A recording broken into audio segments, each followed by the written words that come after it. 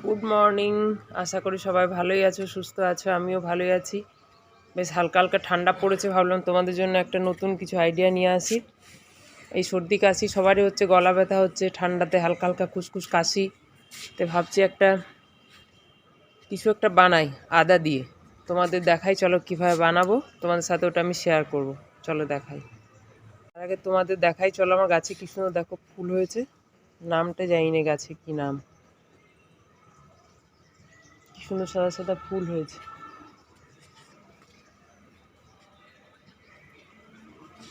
যে আদা দিয়ে আজকে একটা বানাবো, তো সেই জন্য আদাগুলোকে ধুয়ে রেডি করে রেখেছি, এবার খোসা ছাড়াবো। এদিকে আমার ছেলে দেখো ঠান্ডায় কীরকম শীতের ড্রেস পরে বাবু এখন নিচে নামছেন, বাবার সাথে বেউ করতে যাবেন। পিকু তাতে বাবু। এবার এই আদাগুলোকে ভালো করে খোসাটা ছাড়িয়ে নেব। এই ছুরির পিছনটা দিয়েও ছাড়াতে পারি বা মুঠি দিয়েও ছাড়াতে পারি, ভালো করে যেটা দিয়ে ইচ্ছে সেটা দিয়ে ছাড়িয়ে নেবে। তারপর আমি ভালো করে ধুয়ে এবার এটাকে বাঁটবো। দাঁড়া, এবার আমি আদাগুলোর এইভাবে খোসাটা এই ছুরির সাহায্যে দেখো কি সুন্দর খোসাটা ছাড়ানো যাচ্ছে। ছুরির সাহায্যে ভালো করে খোসাটাকে ছাড়িয়ে নেবে।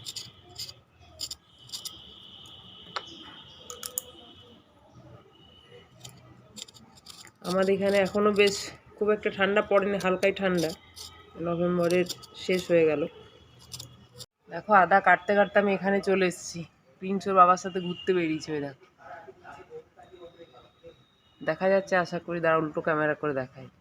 আমি যে আদা দিয়ে ক্যান্ডিটা বানাবো তার জন্য কিছুটা ওই যে লবঙ্গ আর গোলমরিচ, এলাচ, এটা একটু গুঁড়ো করে রেখে দিলাম।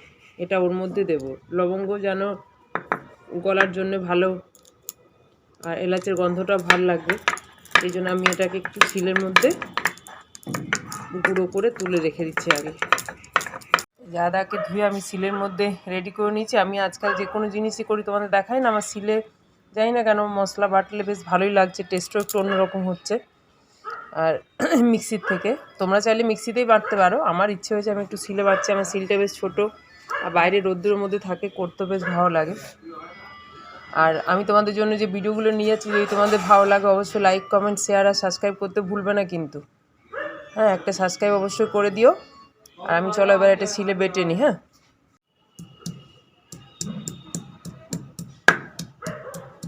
আমি বেটে নিয়েছি। এবার আমি এটাকে এর মধ্যে তুলে নিয়ে বাড়ির ভেতরে চলে যাই রান্নাঘরে, তারপর এটা কীভাবে বানাচ্ছি তোমাদের দেখাবো। চলো, আদা দিয়ে যে ক্যান্ডিটা বানাবো বললাম, তার জন্য বাড়িতে যে গ্যাসের কড়াই বসিয়ে দিচ্ছি, গরম হয়ে গেছে। এবার একটু আমি না অল্প একটু ঘি দেবো।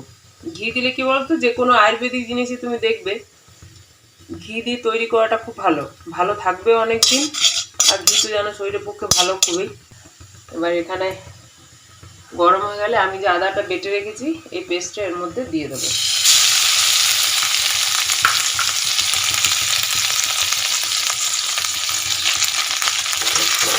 এবার এটাকে ভালো করে আমি নাড়তে থাকবো। এবার এটা ভালো করে নাড়াতে থাকবো, যতক্ষণ না আদার সে কাঁচা ভাবটা কেটে যায় ততক্ষণ এটাকে আমি আস্তে আস্তে কড়াইয়ের মধ্যে নাড়তে থাকবো। এই যে আখের গুড় এখান থেকে নেব, পরিমাণ মতো যা লাগবে সেটা আমি দেবো। এবার আমি এর মধ্যে আখের গুড় দিয়ে দিয়েছি, তোমরা চাইলে চিনি দিয়েও করতে পারো, কোনো অসুবিধা নেই। আমি আখের গুড় দিয়ে করছি এটা। এবার আমি আস্তে আস্তে এটা নাড়াতে থাকবো। নাড়াতে নাড়াতে এবারে যে আমি গোলমরিচ, লবঙ্গ আর এলাচের যে গুঁড়োটা করেছিলাম এটা এর মধ্যে আমি দিয়ে দেব। তারপর আবার আস্তে আস্তে নাড়াতে থাকবো। এই পর্যায়ে আমি এখানে একটু সামান্য নুন দেব, একটু। যখন মনে হবে যে এবার একটু আঠা আঠা ভাবটা চলে এসছে এর মধ্যে, এ দেখো একটু আঠা আঠা ভাবটা চলে এসছে, তখন এটাকে বন্ধ করে দেবে। গুড়ের জিনিস তো, ঠান্ডা হওয়ার পর এটা আবার একটু জমে যাবে, টাইট হয়ে যাবে, তার জন্য আমি এই পর্যায়ে গ্যাসটা বন্ধ করে দিলাম। এবার একটা প্লেটের মধ্যে একটু ঘি আমি লাগিয়ে নিলাম।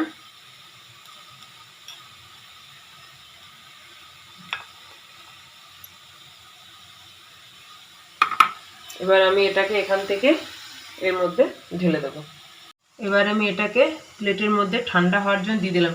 খুব বেশি ঠান্ডা হতে দেওয়া যাবে না, এখন তো এমনি একটু ঠান্ডার সিজন এমনি তো ওয়েদার একটু ঠান্ডা আছে, বেশি ঠান্ডা হলে গুড়ের জিনিস তো স্টিক করে যাবে, ওই জন্য তোমার একটু অল্প ঠান্ডা হলেই এটাকে আমি নিজের মতো করে কেটে নেব।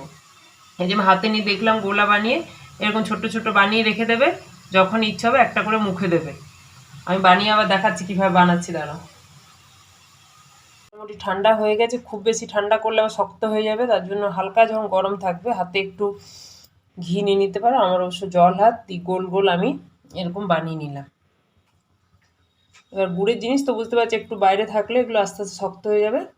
তারপর তোমার পছন্দ মতো একটা কৌটোর মধ্যে ভরে রেখে দিও, যখন ইচ্ছা হবে একটু একটু করে বাচ্চাদের দেবে, বয়স্ক মানুষদের খাওয়া চলবে, সবার জন্য এটা খুব উপকারী। শীতকালে গলা খুসখুসও করবে না, আরাম পাবে।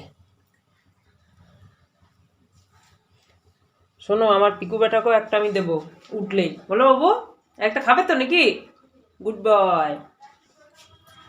চলো এটা পুরোটা আমি বানিয়ে নিই, তারপর শোনো আমি এত কষ্ট করে বানাচ্ছি, তোমাদের যদি সবার ভালো লেগে থাকে অবশ্যই লাইক কমেন্ট শেয়ার আর সাবস্ক্রাইব করতে ভুলবে না।